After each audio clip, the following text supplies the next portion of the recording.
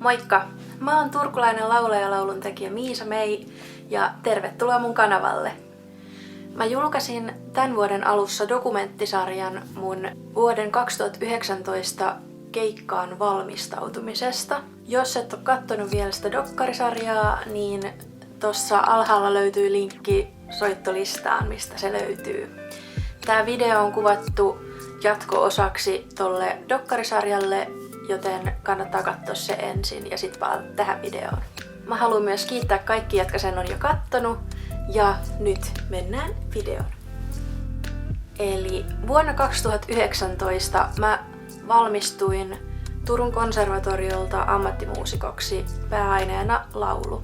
Ja toi mun MIDI-dokkarisarja kertoi siitä viimeisestä opiskelukeväästä, kun mä valmistauduin mun bändin kanssa mun siihen mennessä elämän tärkeimpään keikkaan. Tuolla keikalla me esitettiin tunnin mittainen setti mun omista biiseistä.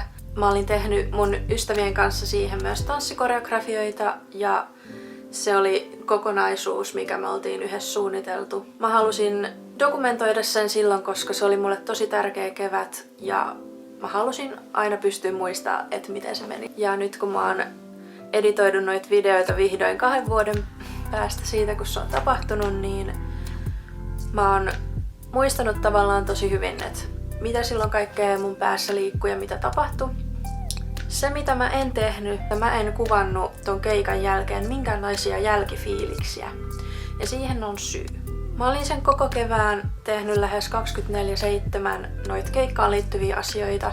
Ja kun se keikka oli ohi, päällimmäisenä mun fiilis oli oikeastaan tosi tyhjä. Ja mä muistan, kun se keikka loppui ja siellä oli kaikki mun läheiset ja paljon ihmisiä, jotka tuli kiittelemään ja musta tuntui, että mun olisi pitänyt tuntea jotain muuta, mutta päällimmäinen fiilis mulla oli semmonen ihan valtava tyhjyys. Se johtui siitä, että mä olin ladannut niin sairaan paljon kaikkia odotuksia ja niin kun sen koko kevään olin omistanut sille yhdelle asialle, niin totta kai siitä tulee tyhjä olo, kun yhtäkkiä se niin kuin kaikki sisältö tavallaan on ohi. Samaan aikaan mulla myös loppu opiskelut vähitellen siitä ja mulla oli ihan auki mun koko tulevaisuus. Mä muistan, että mä myös nautin tosi paljon siitä keikasta, niin kuin sen keikan aikana. Mä olin tosi iloinen, että sinne tuli niin paljon ihmisiä katsomaan ja kuuntelemaan ja kannustamaan mua. Ja että me oikeasti saatiin se kokonaisuus kasaan ja se oli mun unelmien täyttymys jollain tapaa. Samalla se oli tosi haikeeta, että sit kun se oli ohi, niin mulla ei ollut enää yhtään keikkaa tiedossa. Ja mä myös tiesin, että mun bändi koostui kiireisistä muusikoista, joille mä en pystyisi maksamaan esimerkiksi palkkaa. Arvasin sen, että sen projektin kasassa pitäminen sen jälkeen olisi tosi vaikeeta. Me saatiin joitain keikkapyyntöjä, mutta mä en pystynyt saamaan sitä porukkaa kasaan niihin keikoille, joita me jouduin kieltäytymään niistä. Se oli mulle tietenkin iso pettymys, mutta mä osasin odottaa sitä. Mutta totta kai se oli silti mulle hankalaa. Olisi kiva kuulla, jos teillä jollain muullakin on tullut tommosia fiiliksiä joskus jostain tärkeästä projektista, että sit kun se on ohi, että tulee semmonen tyhjä olo, vaikka tuntuu, että pitäisi olla jotenkin onnensa kukkuloilla tai jotain, niin laittakaa tonne kommentteihin ihmeessä teidän omia kokemuksia. Musta olisi tosi kiva lukea ja keskustella niistä. Mä olen myös aina ollut tosi itsekriittinen ihminen.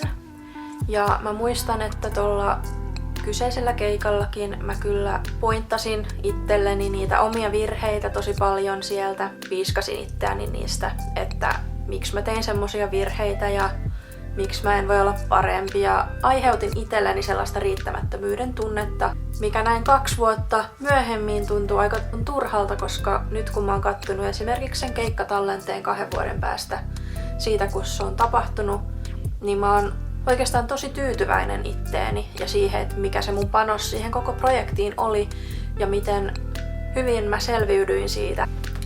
Täytyy antaa itselleen kiitosta siitä, että mä oikeasti toteutin tommosen ison projektin tietenkin niiden muiden tyyppien avustuksella, joilla mä oon myös tosi kiitollinen yhä. Mutta ois pitänyt antaa sitä kiitosta jo heti silloin.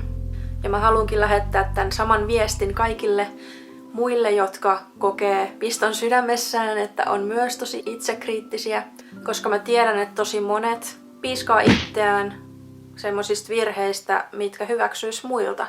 On ihan liian itsekriittisiä. Et mun mielestä se on hyvä olla tiettyyn pisteeseen asti itsekriittinen ja se vie sua eteenpäin ja sä saat siitä halua kehittyä. Mutta semmonen turha itsekriittisyys, niin siitä on oikeasti vaan haittaa. Mun kohdalla mä uskon, että se oli yksi osasyy siihen, että ton keikan jälkeen mä olin todella uupunut. Ja toinen viesti, minkä mä haluan tässä antaa, on se, että vaikka sä tekisit projektia, joka on sulle tosi rakas ja tosi tärkeä, niin muista myös levätä ja antaa armoa itsellesi, koska myös rakkaista asioista voi uupua. Se mun uupumus syveni tosi pahaksi ja mä voin tehdä myöhemmin jonkun videon siitä, että mitä sitten tapahtui, mutta nyt mä haluan kertoa sen, että mulla menee tällä hetkellä tosi hyvin. Oon jatkanut musan tekoa, mun ja Taikan yhteisbiisi En tunne mitään on myös ulkona, joten menkää sekin kuuntelee, jos vaan jaksatte. Mulla on tulos muutakin pikkuhiljaa tässä ulos. Toki tää korona rajoittaa ja keikkoja ei voi tehdä. Mulla on toiveikas olo siitä, että niitäkin tulee vielä olemaan. Ja mulla on paljon suunnitelmia, mitä mä voin sillä aikaa tehdä, kun mä en pääse vielä keikkailemaan. Ja yksi niistä suunnitelmista on se, että mä aion jatkaa tähän mun YouTube-kanavalle päivittämistä. Joten jos sua kiinnostaa mun videot, me painaan tilausnappia eli subscribe ja tykkää videosta. Jos sulla on jotain kysyttävää, niin mulle voi laittaa viestiä tonne alle tai tulla laittaa Instagramiin. Kiitos kun katsoit videon ja toivottavasti tykkäsit. Moi moi!